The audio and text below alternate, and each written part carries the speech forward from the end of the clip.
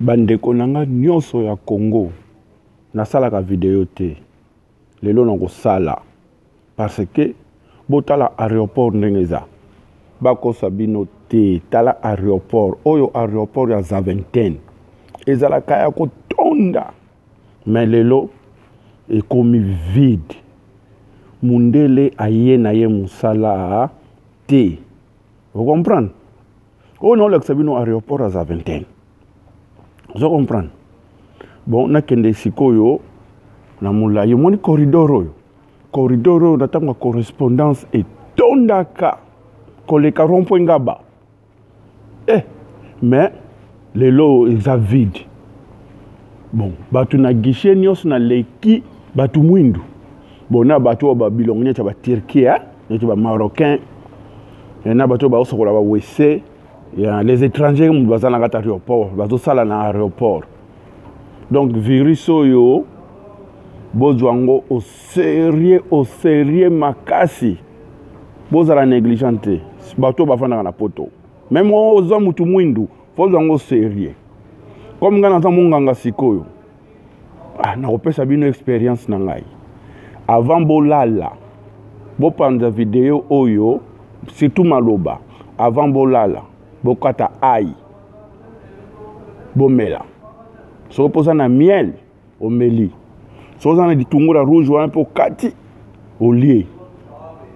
ya omeli ai vima ya mubesu chaque jour avant lala bon na bato mususu ai e matsabango acide gastrique na kawana omelita yop to milk pone salo bien zomona donc a vidéo fona katongo za la mukuse pona mutu ba partager ngo bien aéroport est vide ba guichet fermé vous comprenez ba mutu moko azaneti de posa pembe na musiko katata mundele tango azolo baboye nzoka azana ye azani mutu kokombola babalabala ozo comprendre yo kaka munoko azoloba eloko ne pasala yango mundela zati na kati aéroport ba mindele bazati donc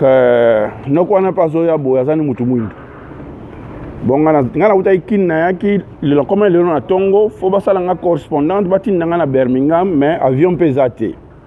bon naoze la raka babina c'est la 17h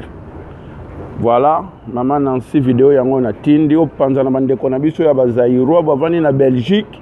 avant de dormir bolia ai okoyanga na noa soko boyi parce que ndeko no congolais mutalo bolia ai oboyi mundele pe mwa lobilo zate boko bika na ai eloko mususu te ai na